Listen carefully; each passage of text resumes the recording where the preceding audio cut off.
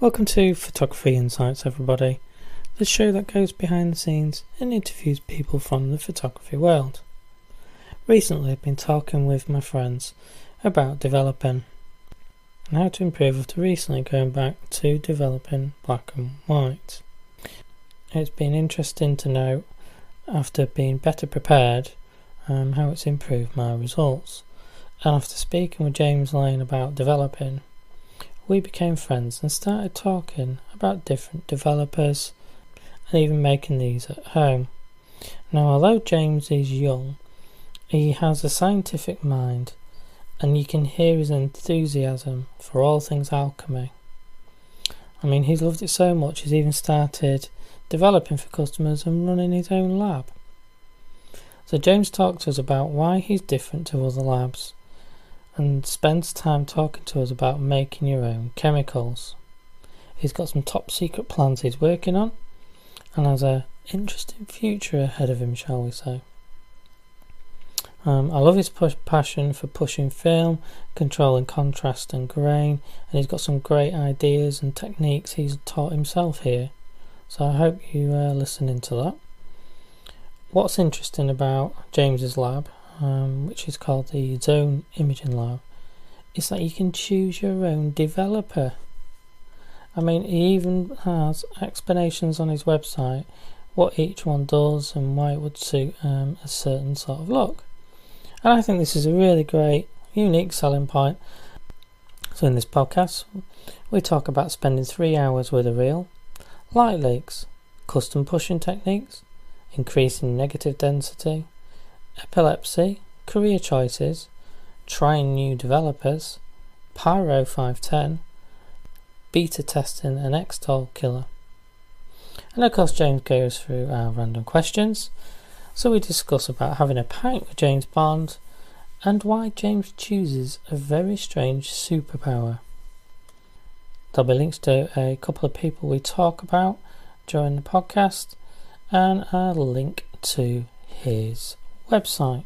So I do hope you check that out and give him a try. All we need to do now is play the intro music and await our guest, Mr. James Lane.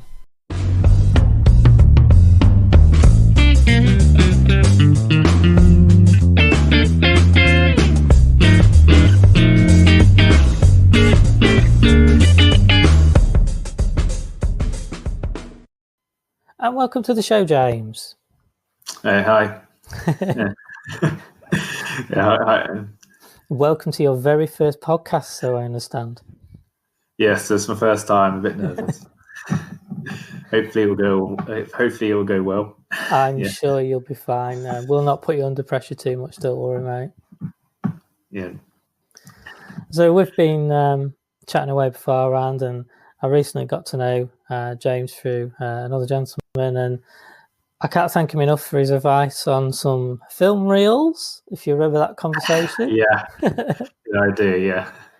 So for anyone listening, I was deciding to develop my own film again, doing a bit of black and white, and I literally spent about half an hour with my hands in a dart bag, eventually getting pretty stressed.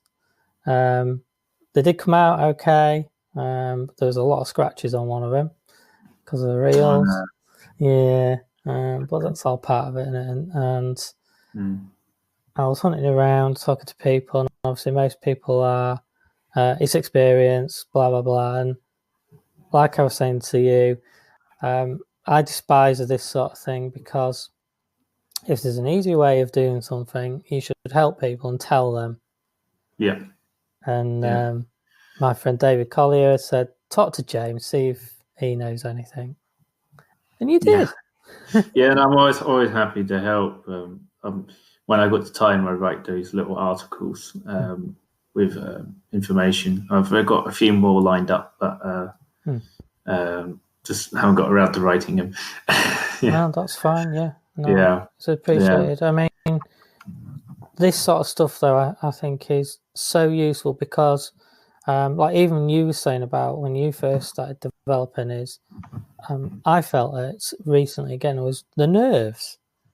There's far more things in life to be nervous of, but it's going through this process. It's a scientific process, so you have to nail it in some way. And then obviously there's a bit of an artistic side between how long you put it in for, gets you different exposures, etc., doesn't it? But at the end of the day, it's more or less maths and science, isn't it? So if you've got to do it right. And there's certain things that don't help and certain things that do help. So me messing about with reels is only going to end up in scratching the film like it did, fingerprints, dust. It could be anything, couldn't there? Yeah, I remember the first time when I started developing film for the first few months.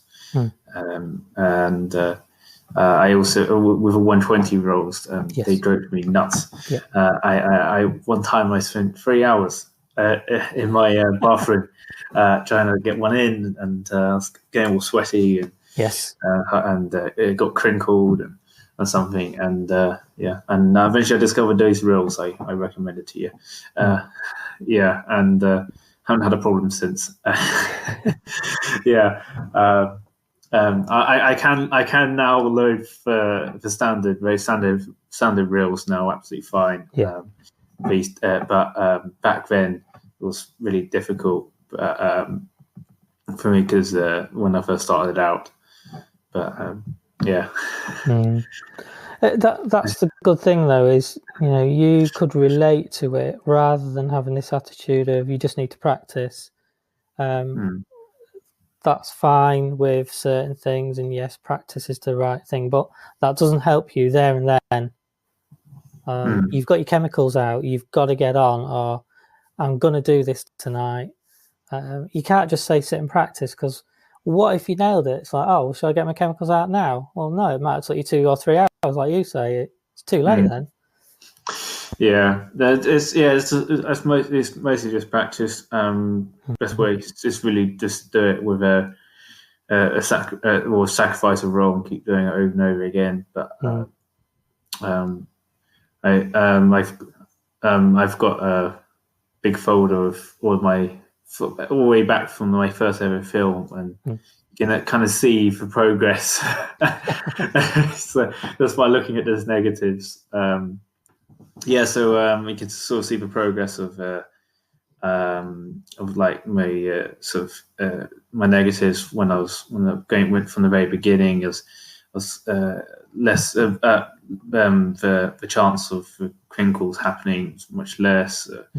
No more fingerprints. Figured out where the light leaks in at first my bathroom, and then eventually the cellar. And then so on. Eventually, I haven't had a developing error for I think more than a year and a half now. That's good. Yeah. Because I think that's the thing is when you get into this, people say, this is what you need. So the first thing is always going to be a dart bag.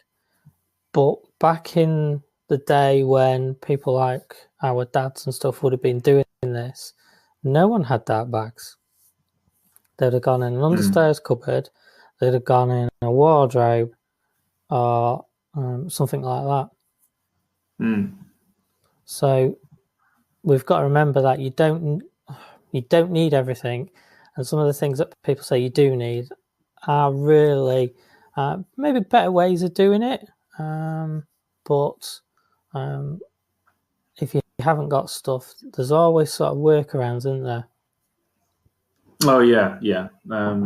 I was always trying to find new ways to improve and work around the limitations I had.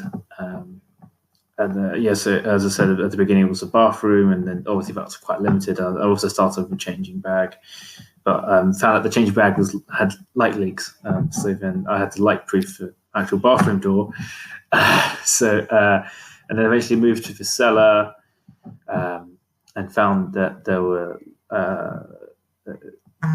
light leaks coming from all sorts of places, and had to block those up. eventually I started off with a very tiny part of the cellar, and as for my darkroom, and then slowly expanded into it taking over more of the cellar, throwing things out, and made life easier. But I haven't forgotten where I first started. Yeah. No, that's cool. I mean, I think it'd be great. What we're sort of saying to you is this show would be a great one to get people back into developing.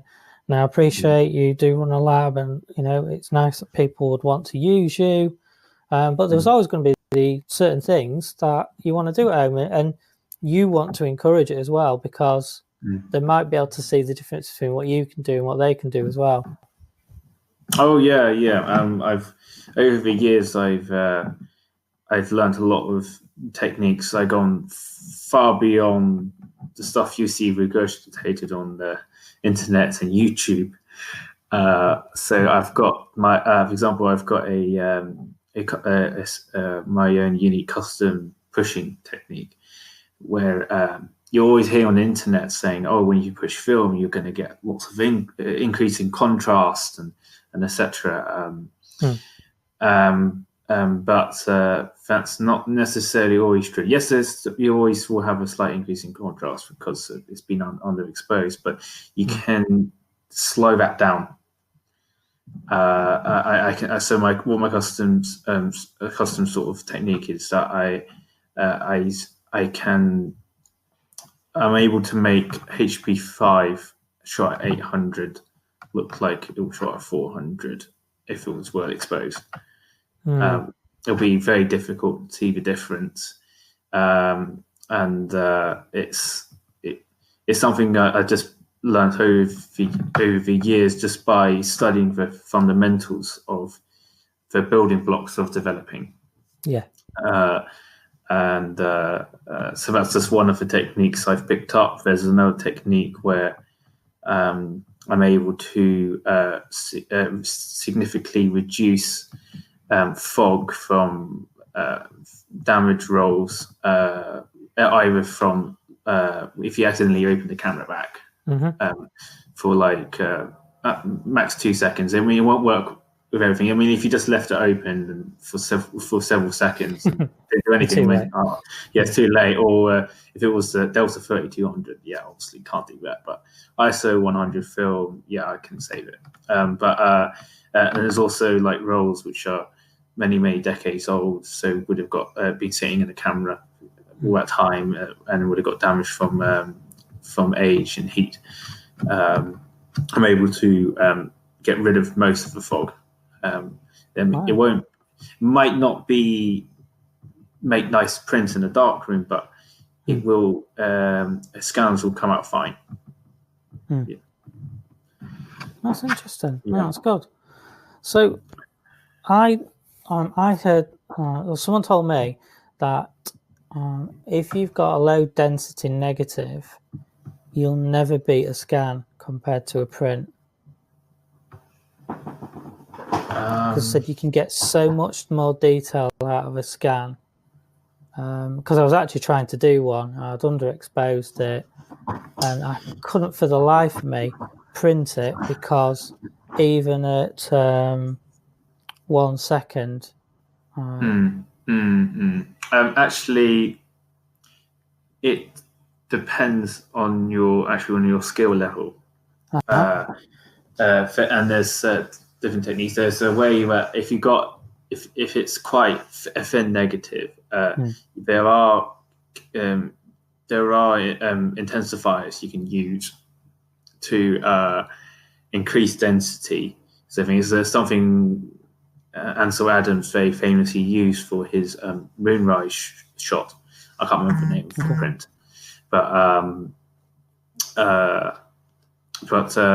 so you can sort of artificially, not artificially, but chemically increase the density in there, and also do the opposite. So there's something called reducers, so you can chemically make it less dense.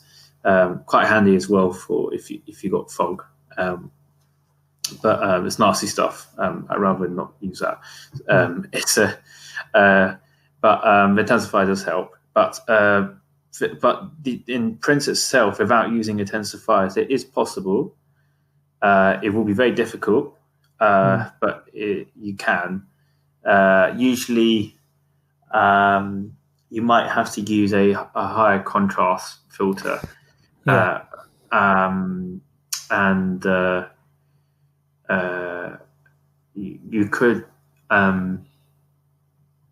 you could try to make a copy negative as well. You can try to do that, and then use that to get more density. But there's many ways to do it, but it is possible. I've actually got quite a thin negative of mine. Is that BLM, one of the BLM photos I showed you. I developed it in a custom 2-bath developer I created, and back when I made that developer, I didn't realize I had been sold bad phenidone, which is one of the developing agents. So in that developer, the phenidone is supposed to work with the methyl and the hydroquinone. I think it was the two other producers in that developer. They sort of like complement each other and boost it. But since phenidone wasn't there, the phenidone was faulty. It ended up being undeveloped because the terms called superactivity, where they sort of regenerate each other. Best way to call it that.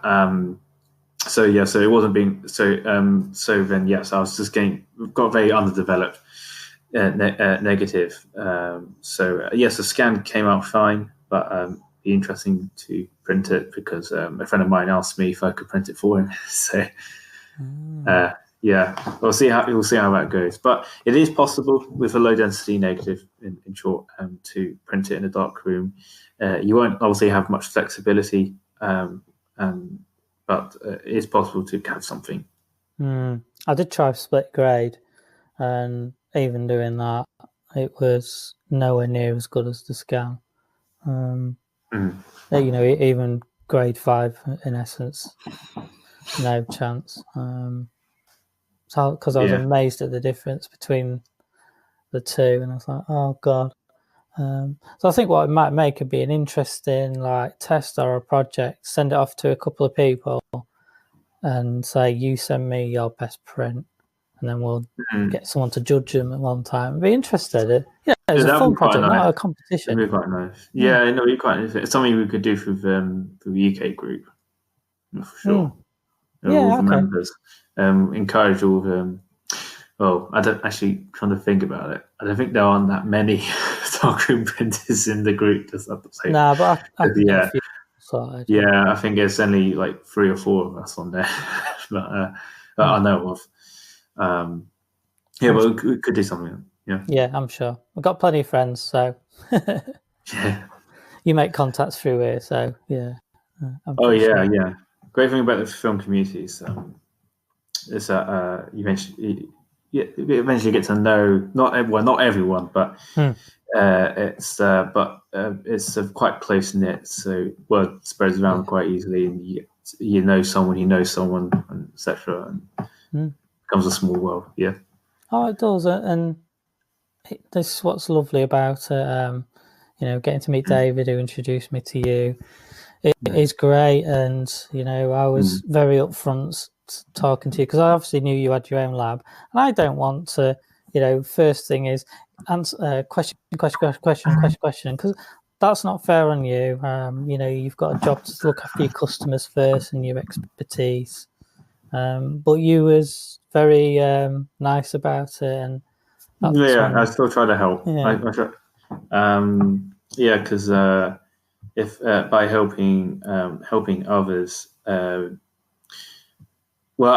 used to do a bit of teaching myself, but when you teach so it was like teaching but it helps you understand your own craft better when you teach, because it makes you think critically of what you're saying.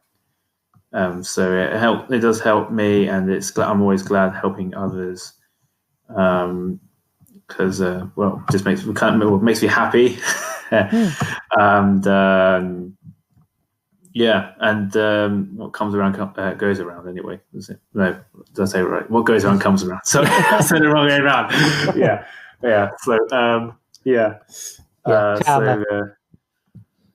It's karma, as I was saying. Yeah. I agree. I think we all look after each other, and that's what I've done with my friends of the show. That's literally only come around from being good mates with people, and then they appreciate you. And I've had this great relationship with Film Dave, and they've been very nice to me. Static Age, Pete with these zines, and it's like, I started off as a customer. And we started chatting, and like we've been trying to meet each other again. So we managed to meet last year. We've been trying to meet this year, and one thing and another's got in the way. And we're like, because we've got this massive interest in film together, but he's got this design side to his life that he's always done. And I just thought one day I'd love to have my own brand, but I don't have the design skills to make this stuff. Collaboration is always great. I mean, it's easier to you specialize in your own thing, and if you know someone who specializes in another thing, and can combine forces. Life's easier that way than trying to master everything. Oh God, yeah. Because the thing is, I have this in my day job where because I work in IT, people think you know every single subject and how everything works, and it's impossible. Once you start down any journey like that, I'm always a bit more of I know bits of all sorts, but then I have life experience on top of it, and sometimes the life experience is a great skill. Because you haven't just done one thing all your life. I've done other things. And you can use that skill elsewhere. And sometimes age can be a good thing. It's not always. And I'm sure you'll see that in the film world. Lots of people stuck in their ways, things like this. Oh yeah, I've come across that. When I first started printing, I didn't have my own enlarger, so I used a community one in North London, in Kentish Town. And there's a guy who'd been printing for many decades. Very knowledgeable. I mean, he could read negatives perfectly, know the right contrast grade to use, and so on. But he never gone past dodging and burning. Never even tried split grading. Oh my God! So and split grading is sort of the most base. Well, you could say the most basic of the more advanced techniques. Yeah, it is. Yeah, and so it's. I ended up. The funny thing was, I started teaching him. So he taught me. He taught me a lot of reading the negatives and helped me do that sort of thing. But despite me having vastly less life experience, I really learnt some more theoretical, more theory, you could probably say. And ended up teaching him split grading, so he started doing that too. After. Oh well, that's good though. Like, listen. Yeah. He was a really lovely guy. We chatted a lot in the dark when we were printing. He was one of the partners of the dark room, so he was like the supervisor and used that time as well to do his printing. Okay. Yeah. Well, I think that's a good thing because, I mean, what we've got to understand is split grade didn't exist then. papers were very different. So you can understand them. This is how I've done it for 30 years, 40 years. Why should I try something new? But this is one of the things where the modern world's helped, because education's just a click away now, isn't it? Yeah, there's always more techniques I want to learn. There's masking, particularly. Yeah. Like the ones like Photoshop has called luminosity mask. So luminosity masking things, it's like that. So, and also sharpening masks and things like that. I think that's the most complex of thing. I've gotten a larger which can do that. I just haven't got around to learning how to do it. It's I would love to do that. There's I know what you mean. Yep, I'm the same. Oh, that's cool. So when did you get started then? Oh, so it's a bit of a long story. Where to start? Well, ever since I was a little kid, I like taking pictures. So I love using disposables, but I'm not sure if that counts. I guess where I did start taking it seriously was when I was in university. I really went to university early. So I was doing my first year of chemical engineering. And the thing was, what happened was that when I was 17, I got diagnosed with epilepsy. Okay. And I used to be a quite active person doing sports. So I used to do competitive swimming and etc. And when I got epilepsy, triggers was tiredness, stress, something that everyone else who do A levels experiences, and so I was getting these epileptic seizures all the time, and I wasn't able, and I got very out of shape, so I wasn't able to do sports anymore, because if I try to push myself, I end up getting a seizure again from the tiredness from that. So then I went on a bit of a downhill. After when I was 17, it got sort of progressively worse when I was at university, and I got quite depressed, and then I decided try to escape from it. I started watching landscape photography vlogs, and eventually decided, okay, I want to go and get myself a camera. And I've always loved being in nature. I was a big environmentalist during my teenage years, and I spent a lot of time at my grandparents' in the countryside, going to the Malvern Hills a lot, and occasionally Wales and etc. And I always felt at peace when I was in nature. So I started doing landscape photography whenever I could, to sort of escape from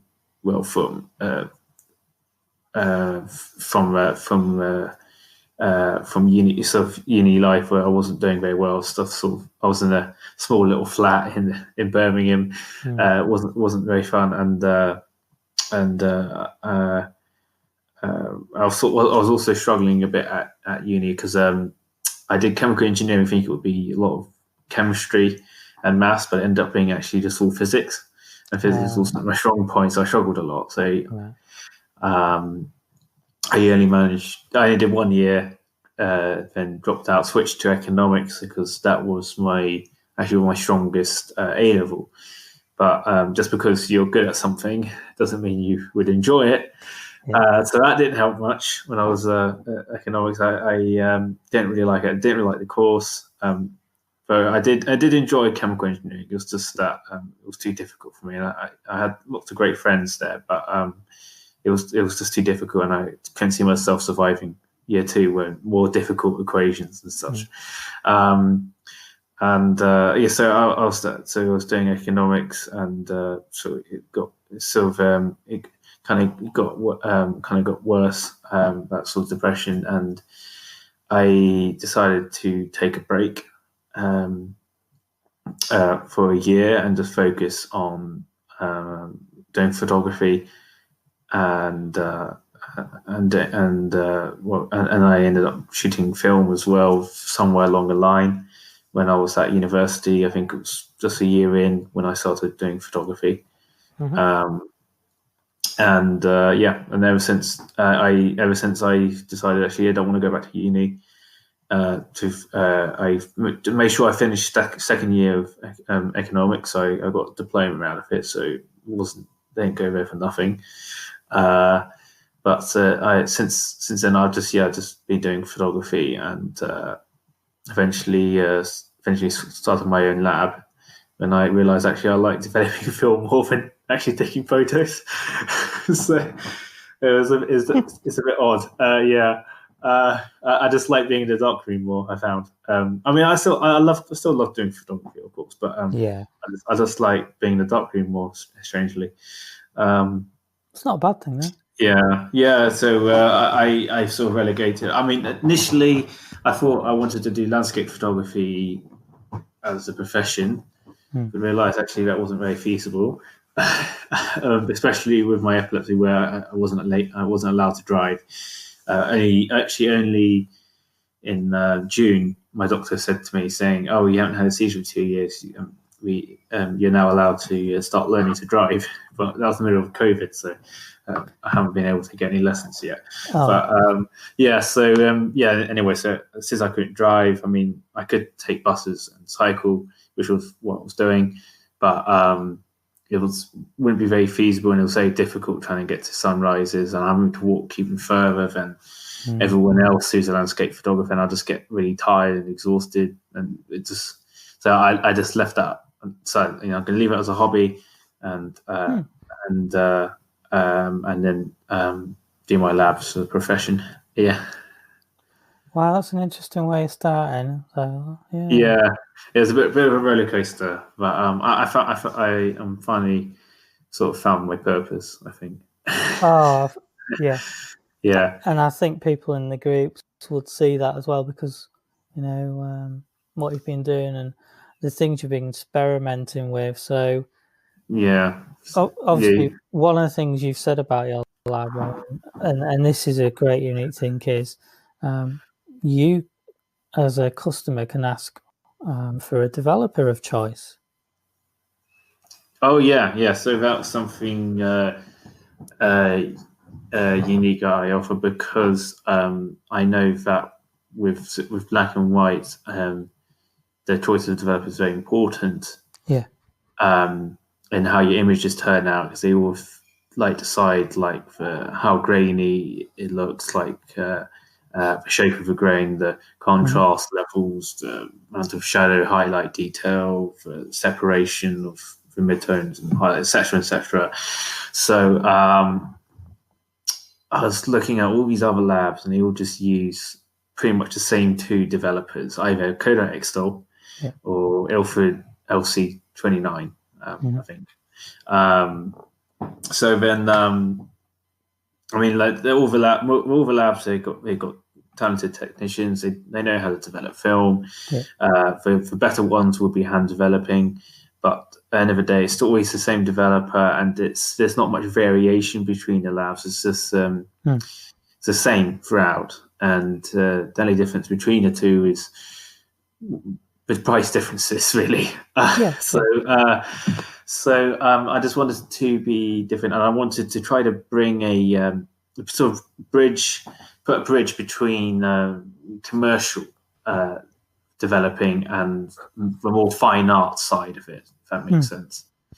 So I wanted to put my expertise that I've gained over years for developing black and white film, so the various sort of my custom techniques I've come up with, and then with multiple different developers, and I wanted to make that available for others, because I knew that there'll be a lot of people who either don't have the time, or they're still too sort of nervous about developing themselves, and thirdly, they they want the creative freedom that having that different developers can offer, and different developing techniques and etc. Can provide, rather than having a very standard service. So then that's why it came up with that sort of bespoke custom service of offering 6 different developers. I'm always experimenting with more to see if I can add, but so I just wanted to offer something different, really. I think that's good, because I think the other thing there is, like, let's say you're inexperienced sort of person, you might be a good photographer, you send it off to a lab, and all you expect back is your negatives and your scans, but because you don't understand the process that they go through, you maybe don't think, oh, well, maybe I need James to use this developer to give me different pictures. Yeah. So I think that's a good thing, that you can even explore even further and tell your customers it's not really just about this developer, it's what it actually can do for your photos. That's the Yeah. I tried to explain on the website, saying the choice of developer affects how your images turn out. I chose the ones I've got right now on the website. I chose specifically as they all are completely different from each other, and but also at the same time still have reasonable shelf life. Because they're all going to be in a way competing with each other. So I want to make sure they're not just going to die on me, but I want to make sure they're also very different. So I offer I offer the industry standard XTOL as a default. So if people aren't too bothered, I'll just use that. But I will also offer sort of Kodak T76, which is sort of very classic developer. You get a very classic look out of it, and that I actually make myself in the lab. It's not only because it's cheaper, but I can make a replenisher for it, so I can get more consistent times and look as well. Because the more you reuse, the pH actually goes up with time, and you get a higher contrast images with as it gets older. So replenisher would actually help sort of slow down the increase of the pH and give more consistent results as well. And I don't have to keep adding time each time. I don't have to keep a note saying how many times have I used a developer, and so I need to compensate with extra time, etc. So I just make it myself, and I can use the replenisher for that. But so the other ones I'll do is diafine. Only one person's ever gone for that, so I'm thinking actually of dropping that one and replacing it with another. I offered that one as really for scanning purposes only, because what it does, it gives a one-stop increase in film speed to conventional grain films. Or with Tri-X 320, it actually gives 3 stops more speed. It was designed to be used for Tri-X. So I offer that as it's more of a scanning sort of thing, because it gives very, very flat prints, because it just brings up the shadows a lot, and it doesn't develop the highlights a lot, because it's a 2-bath developer. So not many people really have gone for that. I mixed it up. I mixed up a batch ages ago, and no one ever went for it, so it's gone off. And then as soon as it's gone off, someone finally asked me to develop one roll in it. So I'm thinking maybe of just dropping it and replacing it with another developer called Pota, but I'll get on that in a second. So the other developers I offer is Rodinal. It's a cheap and cheerful thing, but that's for if people want really, really gritty, grainy look. Also, it lasts for decades, so not worry about it going off. What else do I offer? So microfen, that's for pushing film. XTOL can push film, but it's not to the same level as XTOL.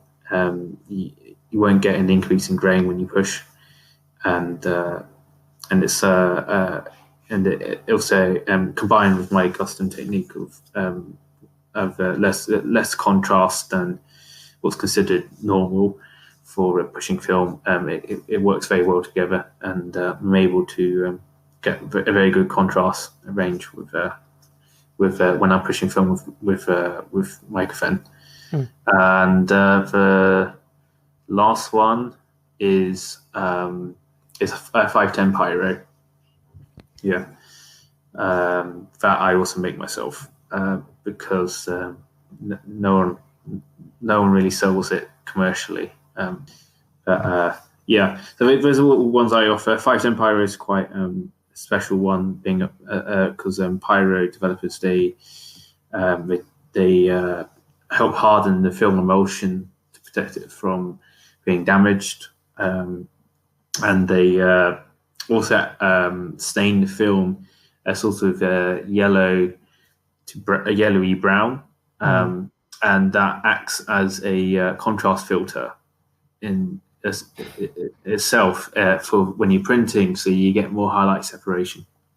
So it's great, and I picked 510 pyro because there's two very big modern pyro developers. So it's 510 pyro and there's PyroCAD HD. I picked 510 pyro because it was easy for me to get the ingredients, and they're very similar as thing, and it's just very sharp, very fine grained. It works beautifully with ISO 100 films and slower. Yeah. It's interesting because obviously it's something we've been talking about, isn't it? And it's what I'm going to be ordering off you, isn't it? Yeah. I mean, yeah, it's great. It's quite toxic though to make, so it's the only developer I will charge extra for. So everything else, I charge the same price for it. But that one I will charge a bit extra because I wear gloves when I'm handling it, and just because and then also making it, I have to take a lot of precautions because one of the ingredients, pyrogalol, it's one of the most, I think, might be the most toxic developing agent that there is. Oh. Yeah, there's the either that or amidol, but not many people use amidol now. Yeah, it's so it's not something you want to get on your skin or breathe in or something, you know. Okay. Yeah. Probably not something I should be doing at home then, because I'm dangerous. Yeah, no, I mean once it's diluted, it's fine. It's harmless. I mean, unless you drink it, but yeah, I wouldn't recommend that. But but it's just making it. It's you need to be very careful. That's all. Yeah. No, that's cool. So what you were saying is you're actually producing it with, is it a license or is it a relationship you have with them? I wouldn't say it's a license. I would say I'm I got on very well with the guy who invented it. Yeah. I had a lot of respect for him. I'm actually beta testing his very latest developer, which I haven't done a lot of testing. I mean, I only shot one roll of it, but it was HP5, and I was very, very impressed. I've actually got a few prints here with me. I've made with cool. from that. I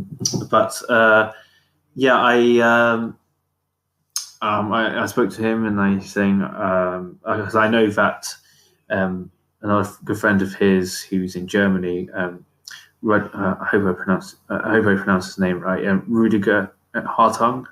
Yes, yeah, the guy we knew, yeah. Oh yeah, yeah, you know him too. Yeah, so Yeah. he makes and distributes it around Germany with the German film community. So I was saying, there's I was asking, would it be possible if I could also would it be okay with you if I make and distribute it here in the UK? Because I knew it was in public domain, but I thought it would be ethical to ask him permission, and obviously, I won't take credit for it. I just distribute it because not many people have access to it. Yeah. And he's saying, "Oh, that's fine. That's great. I don't think anyone's doing it in the UK already." And I say, "Oh, really? There's this company already doing it." And he's like, "Oh, they didn't ask me permission," and he wasn't very happy about that. Yeah, bless him. Yeah, but I get on very well with him. We've shared a bit of knowledge. I've learned quite a lot of him through photochemistry. Because so it's helped me with my experiments with making my own developer. That progress is going very slowly because I've been focusing so much on my lab. Haven't been able to progress. I already got ideas for it for my Mark II version, but which hopefully I'll get around doing it this weekend. I really hope, but I'll have to see when, because I have to catch up with a lot of orders. So see how that goes. Oh, that's fair. So I will let you know my results with Mark II. It's always interesting stuff like this because it's like the hidden stuff we don't know about. Because of, like I say, as a consumer, you just send it off, you get stuff back. You don't even know what's going on behind the scenes, do you? So it's quite it's all about experimentation. I have no idea if it's going to work. It's really a concept, and I'll be happy if it develops photos well. I'm not trying to go for any specific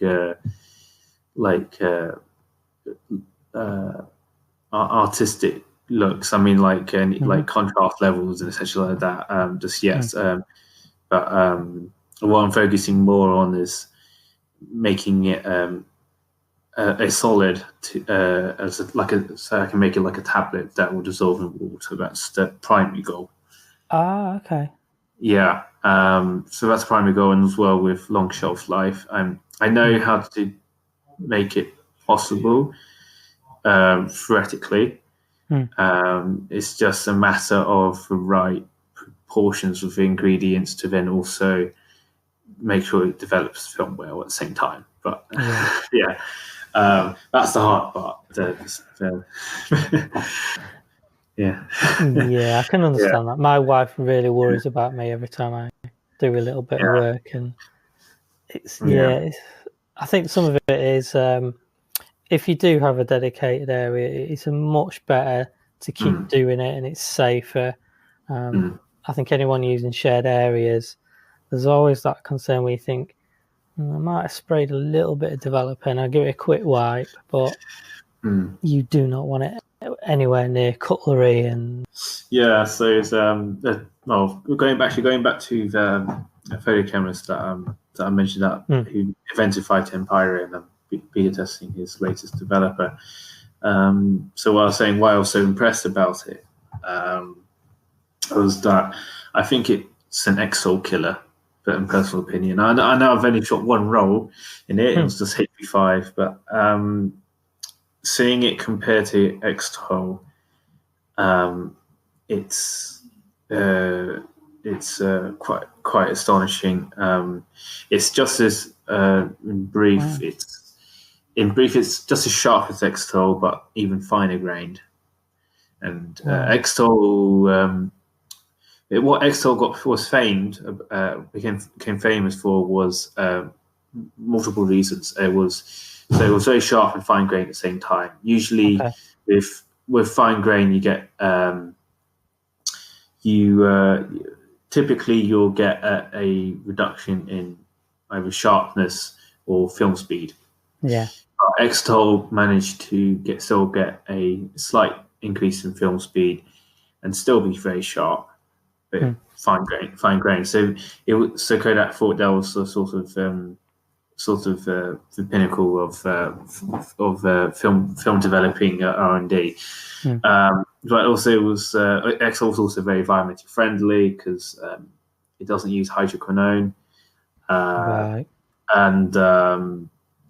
it was also reasonably cheap to make, and etc. And so that's how Kodak became the standard. But so what his developer is, it's not only just as sharp but also finer grained in XTOL, but it also has a slight speed increase. So it's XTOL but better, effectively. But to make it even better, it uses the same developing agents as XTOL, so it's also very environmentally friendly. And I don't know if all the ingredients in it, but I do know that instead of water, it's using an organic solvent. I'm not sure if he'll be happy with me saying the name of the chemical. No, so I'm leaving it just as organic stuff. Yeah. I'll just leave it as an organic solvent. But which acts as a preservative as well. And with that, I haven't asked him for exact shelf life, but knowing that particular solvent with the preservative properties, we're looking at minimum 3 years shelf life, and that's a very conservative estimate by my end. It could be as much as 10 years. That'd be amazing. Oh yeah, it's stored correctly, of course. Yeah. Water will kill it, so it needs to be somewhere dry. But yeah, it will last a really long time. Very economical. It's highly concentrated, so use it very tiny dilutions. Using syringes, basically, then. Yeah. Not jugs. Actually, it's very viscous. You can't use syringes. You have to use a measuring spoon. Well, I'm using a measuring spoon. To measure it. Yeah, so it's very great. It's great. Absolutely. Yeah, so I'm very, very, very impressed with it. I mean, I'm going to be testing more, obviously, and I'll be eventually writing a review, and first thoughts and things like that. But he actually asked me a few days ago, saying he asked me if he should release it roughly now or wait until spring. And I told him wait until spring, so you can get more people to know about it, and and also give me more time for me to do more testing. Yeah, and, sure. Write a proper review. That's what you need to do in it. I mean, if you get the tests, that's all you need is to persuade people, and then you talk to people in the industry, and everyone starts spreading the word, and that's it then, isn't it? Yeah. He didn't send it out to many people. There's only 2 other people I know of that he sent it to, both photochemists as well. But they haven't. Only one of them has published his findings, and that was one role as well. They're also very impressed. That's good. Yeah, I can't wait to shoot more rolls of it, and shoot some Pan F 50. Then I like Pan F. Yeah, and I'll do. I'll try to print as big as I can, and obviously not the whole print, but a crop. Because otherwise that'd be too expensive. As a test. It's. I'm very, very impressed. Yeah. No, that's good. No, we'll have to talk again over that. Well, I'm going to take you through now into my random question, James. Mm-hmm. So, are you ready? Yeah. Okay. So, I've got some crackers for you. Okay. If you could keep, if you had a safe in your family home in the past, what would you have kept in it? So, is it something like chocolate away from your family? Is it a famous book? Is it a lighter? Is it some shoes? What would you Oh, choose? I definitely would have been my PlayStation 3. Okay. My mum was always like taking it, and when I was a kid, Yeah. so I would have, I would have put it in the safe when I wasn't using it. So my mum. Yeah. Your next one. So, you get the chance of a superpower, but the good ones, like strength, have already been handed out. So, which Okay. one of these would you prefer? There's fact. So you'd have the power to remember random facts when questioned. There's pyro. You would always have a pen handy. Okay. Or bitch face. You can make the most powerful resting bitch face ever. I'll go with the first one. Yeah. Remembering Remembering facts. random facts. Remember random facts. 'Cause you never know, it might come in handy. It could be, I don't know, be an emergency situation, and then that random piece of knowledge that might save your life might randomly come by. And then like pub quiz. I think that's could be winner. that'll be an essential. Definitely, yeah. Yeah. I'm not. Yeah. Would you wear a cape though? And what would the cape be? I mean, you've got to think of these things, Ooh. haven't you? Cape.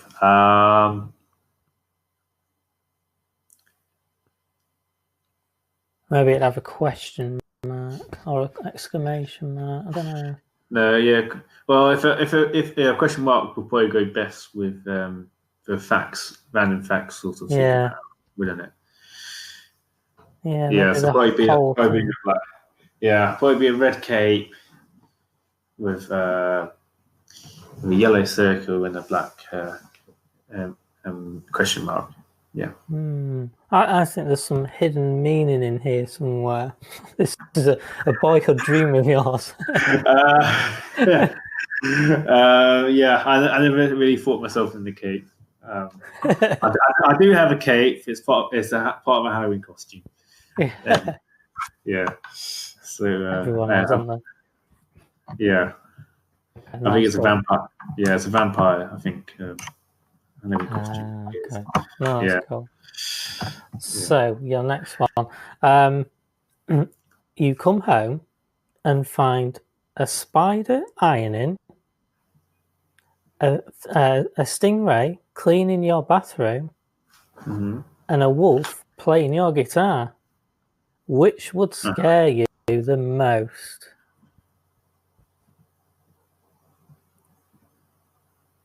Probably the giant spider doing the ironing. Because it would be scary to see a giant spider right up in front of you.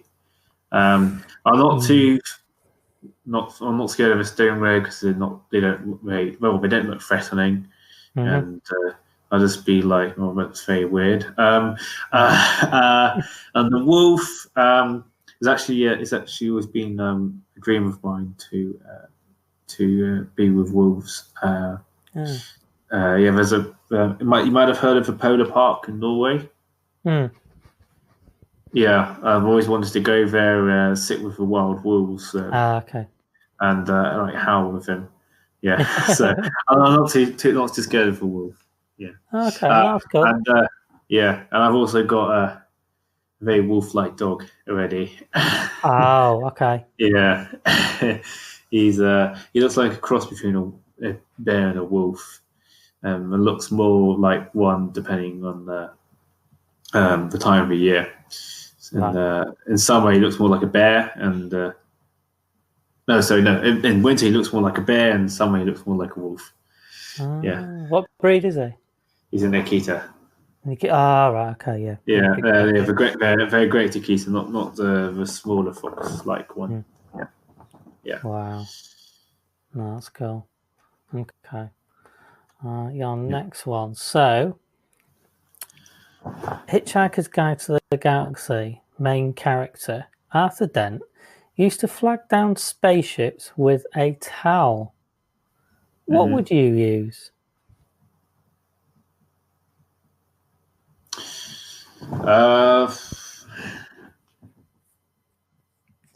I'll just use an oversized thumbs up sign.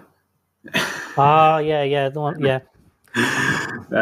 The cheesy things that you do at gigs and stuff. One. Yeah.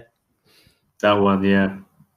Maybe, but considering it's a split for hitchhiking the galaxy, you need to make an even bigger one. Maybe like several meters big, attached to the spaceship, I guess. It's got to be on it. Well, yeah. Or a skyscraper on your finger. Yeah, pretty much. Yes, maybe a skyscraper-sized one. Yeah, that'd be different. Mind you, that's not as practical as a towel. That's the thing, isn't it? Well, what do you think a towel will be? Because obviously you can dry your hair and things with it as well. You see, so that's why. Oh, yes, that's true. It's true. Yeah. So you probably can't beat a towel, actually. Yeah, you could have like a shower and with in some crazy foreign sort of alien planets, and then the flag down. Well, then, you don't know if your large thumb has any other use. You might be tall aliens. I mean, come on. Yeah, the big thumb. I mean, like it could be maybe because they don't have thumbs, and they might see it as an interesting object, but as a trade. There you go. Yeah. So you're prepared for when the aliens come. Yeah. That's good. Right, your final one. So this one I like to ask a lot of people. You get to either punch, give a present, or have a pint with each of the following. So you choose one for each. You've got James Bond, James Brown, and James Cook, as in the Explorer. As who? Sorry, as the X. The last one was James Cook. James Cook. So punch, present, or pint. Pint with James Bond. Okay. Cool. Mind you, is that his 10th pint or 15th pint? Because he was a drinker, wasn't he? Yeah. Well, he's more of a martini person, isn't he? Yeah. So it was punch and what? Say pinch. Present. Or present. Pint. Oh. Who would he give a present to? King of Soul. Yeah, present. Yeah, I have a present to James Brown. Wait, James was it? Yeah, James Brown. Yeah, no. Wait, James Cook. Wait. James Cook, is that the guy who discovered Australia? Yes, and many others. Was it? Oh yeah. Yeah. So punch. The so you're punching an idol of so many people. Yeah. No, I guess it's the. By discovering Australia, it was it was a lot of subjugation of Aboriginals. So you could say, so it's probably say it's his fault. You should have just not discovered Australia. But to be honest, if it wasn't him, it would be someone else. So, yeah, exactly. Yeah. Yeah. No, that's great. Thank you so much, James. That was good fun. Yeah. Yeah, thank you very much. Not a problem, mate. So, just the final two things. So, do you want to tell everybody where we can check out your lab and your work online? Yes, so I'm based in London. It's Post In. You order the electronic form on the website. You can call, email me during working hours. What else? Yeah, I think. Yeah, I might. Yeah. So I forgot to mention the name of my lab. That's important. Yes. Yeah. So it's called Zone Imaging Lab, and website is www.zoneimaginglab.co.uk. That's cool. Yeah. And then the final thing, mate, is I always do this pay it forward scheme. So, is there anyone you would like to recommend for a future show? It could be. There's a few. So it could be someone you know and would recommend, or it could be someone that you think I should just check out their work because you found it really interesting. There's that guy I did mention to you before. He was my mentor when it came to photochemistry. Mm-hmm. He's called Daniel. So he's called Daniel Keating.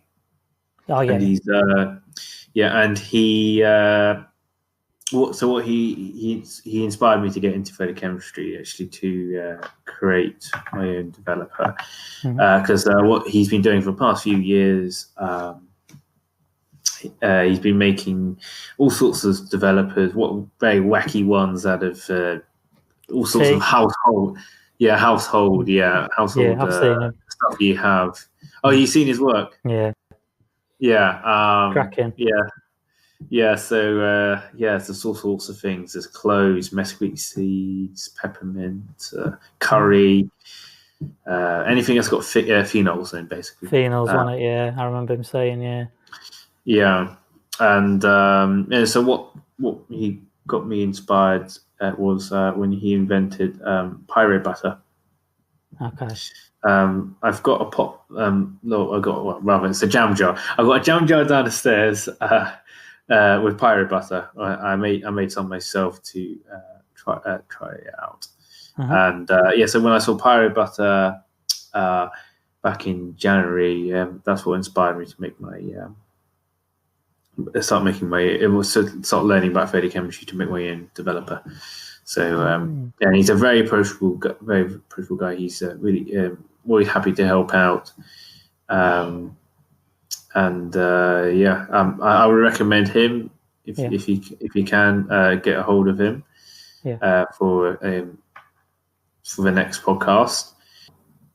You could try that photochemist that invented 510 pyro, and I'm beta testing his latest developer. I never mentioned the name of that, actually. It's called XTOL. XTOL, that's the name of the developer. He's just made now. So his name is called. He's called Jay DeFair. That's his name. But he seems quite busy, so it might be difficult to get a hold of him. He's also in California, so big time zone difference. So, I think that's it. All I can recommend. That's cool, yeah. Yes. Yeah. No, I appreciate that. So, all I can say is thanks so much for coming on, James. It's been nice to talk to you. Yeah. Thank you very much. Yeah, it was a very enjoyable talk. Wasn't as scary as I thought it would be. Yeah. No, you'll find this with most people in the industry, mate. Most of the podcasts, they're all such lovely people, and we're all here for the same reason. And it's mainly to spread the word of people like you. To be honest, thanks. You're doing great work, and can't wait to get my hands on this developer. And it'd be nice to see what comes about some of these others as well. Yeah. So, if you've got any more questions with developing, you can always ask. Yeah. No. Thank you so much, and I will see you very soon, my friend. Okay, yeah. See you soon. Thanks, James. Okay. Cheers. Bye. Yeah, bye for now. Yeah, good night.